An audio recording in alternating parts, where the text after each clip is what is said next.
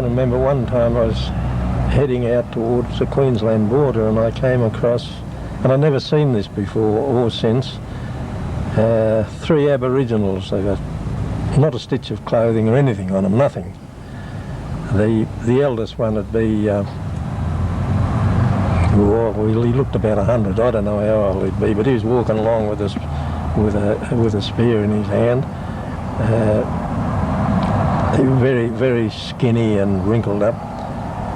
He had there was 4 of them, that's right. He had his wife with him, who was just as old, and his daughter and son, and they were each about 70 or 80 years of age, so they were a pretty old gathering, and they had never seen a man on a horse before, and this frightened them a bit to see me sitting on a horse. And I had 2 trackers with me, Sonny and Sid, and they talked a different dialect to what my trackers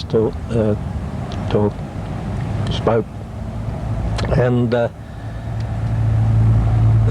but by talking with their hands, finger talking and that, they were able to converse.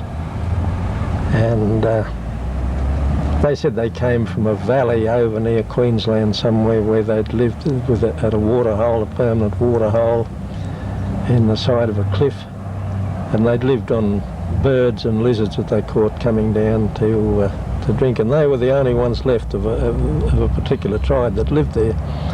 And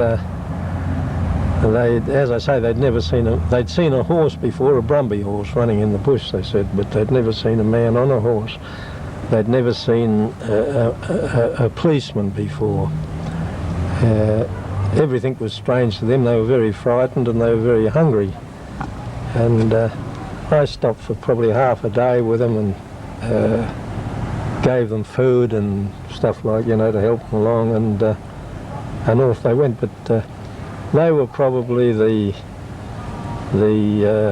most backward of any Aboriginal I'd ever seen.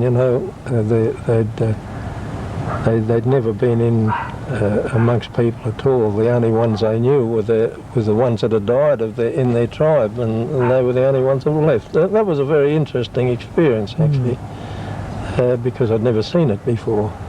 You see, in those days you'd see lots of bush blacks and that, but they knew their way about. They'd seen policemen on patrols and this sort of business, and